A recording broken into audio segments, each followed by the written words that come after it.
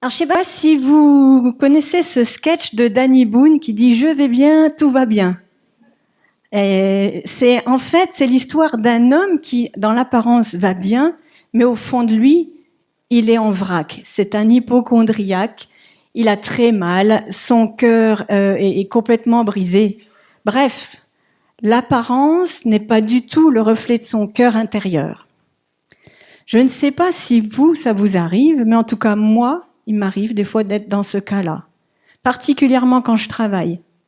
Je dois donner l'impression que tout va bien, alors qu'à l'intérieur de moi, il y a quelque chose qui ne va pas. Nous sommes peut-être tous, à un moment donné, dans ce même état d'esprit. Nous voulons montrer que tout va bien en apparence parce que nous sommes chrétiens et qu'il vaut mieux que personne ne sache que ça va pas, alors qu'au fond de nous, c'est pas top.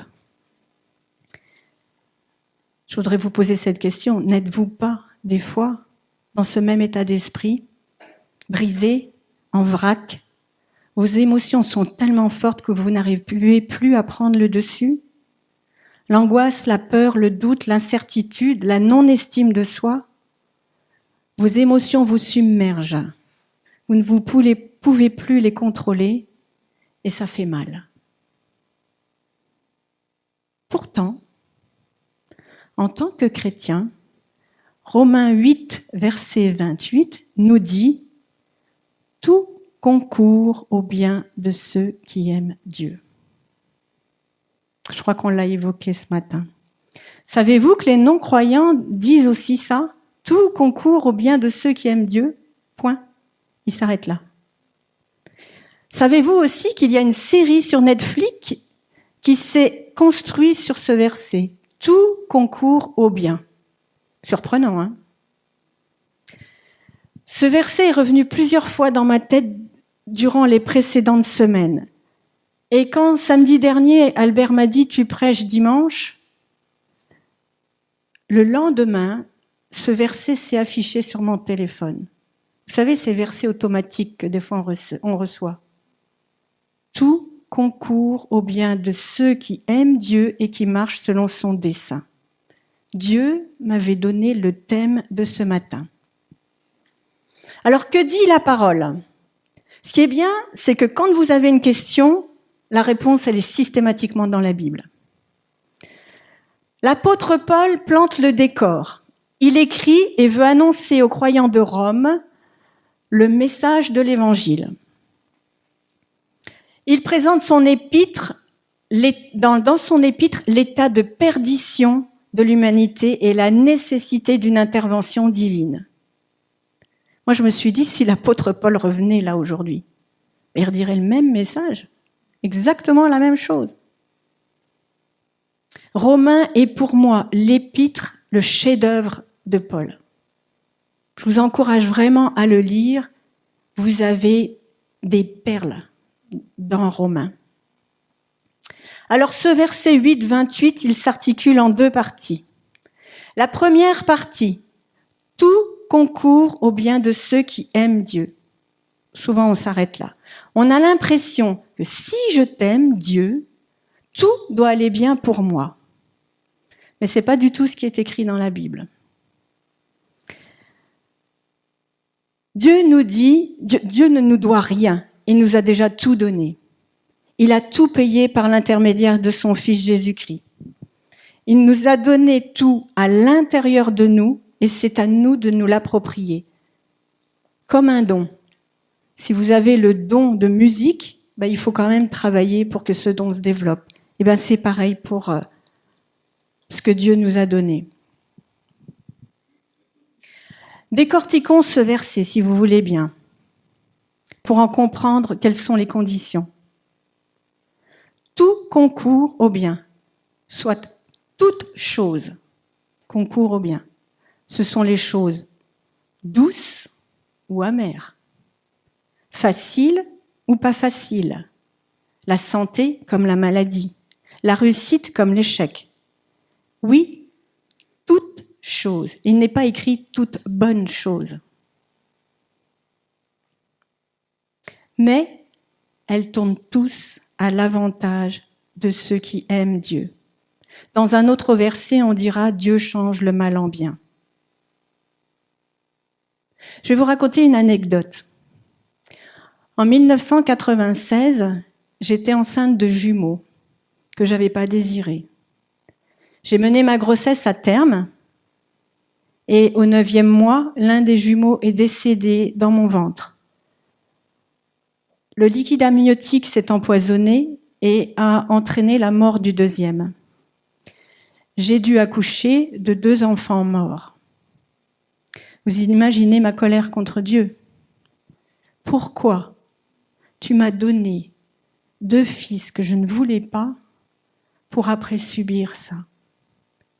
J'ai mis 1 an à m'en remettre, mais ces 1 an m'ont permis de comprendre que Dieu voulait tout simplement, c'est pas lui qui m'avait envoyé cette épreuve, mais Dieu voulait tout simplement que je lui donne la main pour la supporter et pour pouvoir marcher avec lui. Ce que j'ai fait. Cette épreuve dure m'a amené à abandonner, à vouloir tout contrôler et à lui faire confiance et à lui donner la main. Le but ultime de l'homme, ce pourquoi il a été créé, c'est d'aimer Dieu de façon volontaire. Je te cherche, on l'a chanté, je te désire, Seigneur. Toutes choses, même les moins bonnes, concourent au bien de ceux qui aiment Dieu. Donc c'est la première condition de ce verset. Aimer Dieu volontairement. Le véritable amour ne se force pas, il est volontaire. La deuxième partie de ce verset, tout concourt au bien de ceux qui aiment Dieu et qui marchent selon son dessein, dans la version Louis II. Dans la Bible Semeur, nous savons en outre que Dieu fait concourir toutes choses au bien de ceux qui l'aiment et de ceux qui ont été appelés conformément au plan divin. Nouvelle Bible Semeur, nous savons du reste que tout coopère pour le bien de ceux qui aiment Dieu, de ceux qui sont appelés selon son projet. On voit qu'il y a une petite coordination et de ceux qui aiment Dieu et qui marchent selon son projet. Cette seconde partie s'appuie sur l'appel. Elle nous dit que lorsqu'il y a un appel, il y aura un mandat divin qui reposera sur nos vies, sur nos destinées. Que cet appel, pendant cet appel, certes, il y aura des épreuves, certes, il y aura des tribulations qui viennent de ce monde. Mais Dieu nous dit, Jésus nous a dit, ne vous inquiétez pas, j'ai vaincu le monde. Et malgré les tribulations, malgré les souffrances, on peut avoir la certitude qu'il y a la victoire. Victoire que Jésus nous a donnée. Car il est écrit dans 1 Corinthiens 10, 13, « Aucune tentation ne vous est survenue qui n'ait été humaine. Et Dieu, qui est fidèle, ne permettra pas que vous soyez tentés ou éprouvés au-delà de vos forces. Mais avec la tentation ou l'épreuve, il préparera aussi le moyen d'en sortir, afin que vous puissiez la supporter. » Donc peut-être que certains se disent « Ouf, tout ça, c'est juste pour ceux qui ont eu un appel. » Et voici la réponse que Paul nous donne. En effet, dans Romains 8, 29, en effet, ceux que Dieu a connus d'avance, il les a aussi destinés d'avance à devenir conformes à l'image de son Fils, afin que celui-ci soit l'aîné de nombreux frères et sœurs. Alors, question, qui sont ceux qui sont destinés ou prédestinés? C'est bon, on dit prédestinés, d'avance. Vous, car Dieu vous a voulu. Vous, si vous avez accepté Jésus comme votre Seigneur et votre Sauveur. Vous, si vous lui avez obéi par le baptême. Vous tous, qu'il a appelés selon son plan divin par grâce, car c'est Dieu qui attire l'homme et l'amène à la foi. C'est par grâce que nous sommes sauvés, nous ne méritons rien. C'est lui qui nous a choisis. Nous aimons Dieu parce qu'il nous a aimés le premier. Il nous a rendus justes pour nous transformer à l'image de son Fils Jésus-Christ. C'est ça son plan divin. C'est ça son plan divin, nous transformer à l'image de son Fils. Qui sont ces appelés, ceux qui ont choisi d'accepter l'invitation de Dieu, ceux qui sont destinés à entrer dans son plan divin. Car, toujours dans Romains 29, 30, car ceux qu'il a connus d'avance, il les a aussi prédestinés à être semblables à l'image de son Fils, afin que son Fils fût le premier-né d'entre plusieurs frères, et ceux qu'il a prédestinés, il les a aussi appelés. Et ceux qu'il a appelés, il les a aussi justifiés. Et ceux qu'il a justifiés, il les a aussi glorifiés. Vous suivez, c'est bien. Est-ce que cela veut dire que certains ne sont pas destinés ou prédestinés, comme certains peuvent le dire? Certains sont-ils destinés à être sauvés et d'autres perdus? Non. Non, Dieu a prédestiné tous les hommes à être sauvés. Ensuite, il laisse à chacun le libre arbitre.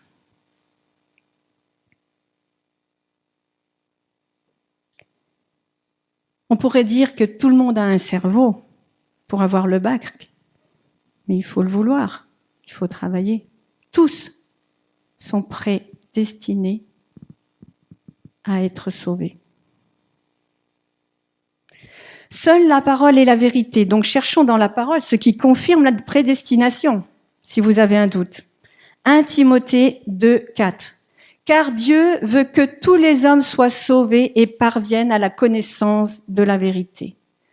2 Pierre 3, 9. Le Seigneur ne tarde pas dans l'accomplissement de la promesse comme quelques-uns le croient, mais il use de patience envers vous, ne voulant qu'aucun ne périsse, mais voulant que tous arrivent à la repentance.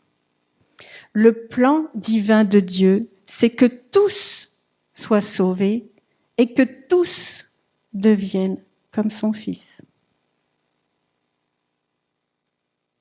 Certes, nous ne savons pas toujours gérer nos émotions, les moments de tristesse, les moments de souffrance, les moments d'abandon.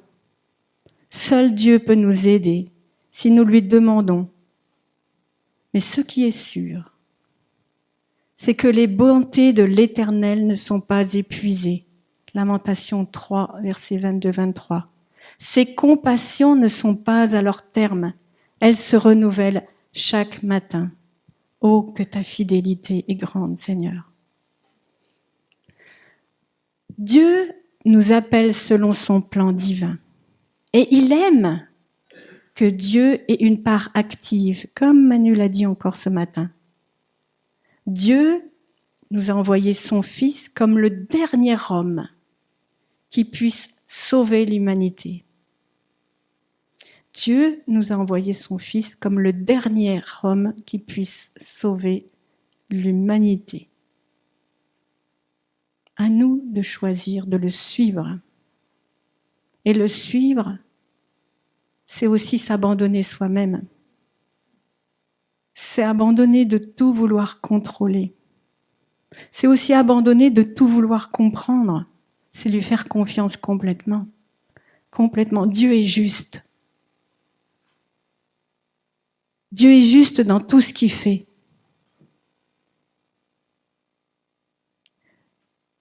Alors j'en arrive à ma conclusion.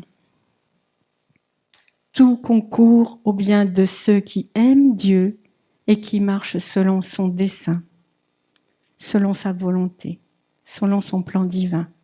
La première condition, c'est d'aimer Dieu volontairement et l'accepter comme Sauveur et Seigneur.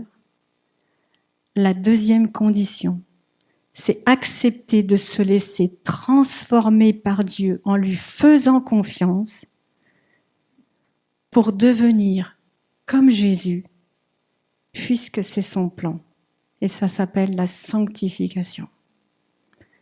Ne plus vouloir tout contrôler dans nos vies. Ne plus chercher à tout comprendre. Ne plus chercher à trouver des excuses. Vous savez, il y a des gens qui, quand ils vont pas bien, c'est toujours la faute de l'autre. C'est la faute d'un tel. C'est la faute de celui-ci. Mais jamais de la sienne. Jamais parce qu'il a fait un mauvais choix. Jamais parce qu'il a pris la mauvaise route. Accepter de ne plus tout contrôler. Accepter de vouloir ne plus tout comprendre. Mais surtout accepter de lui faire confiance totalement. Ainsi, tout va concourir au bien puisque nous marcherons selon le plan divin. Alors ça ne veut pas dire qu'il n'y aura pas d'épreuves, j'ai jamais dit ça, je ne me permettrai pas. Mais je veux juste vous dire, ayez la certitude que tout va concourir à votre bien. Si vous n'en avez pas la certitude, venez me voir à la fin. La vie de Dieu, vous l'avez dans votre esprit, à l'intérieur de vous, puisqu'il vous a tout donné. Mais la victoire, vous l'avez dans votre âme. C'est l'âme qui doit être transformée et armée pour combattre. Et il est important que votre âme soit armée de la parole pour combattre les épreuves et l'ennemi, tout comme Jésus l'a fait lorsqu'il a été tenté. Le diable lui a cité la parole. Il aurait pu répondre « Oui, en effet, c'est vrai, c'est bien la parole de Dieu, mais ce n'est pas la voix de mon maître. Ce n'est pas la voix de mon maître, ce n'est pas la voix de mon père. Les brebis connaissent sa voix, ne se laissent pas emporter par ce qui est écrit ou dit à la télévision. Tout concourt au bien de ceux qui aiment Dieu et qui marchent selon son dessein. Armez votre âme de la parole pour pouvoir répondre à toute accusation, à toute épreuve et à toute agression. Si vous n'en avez pas la certitude, venez me voir à la fin.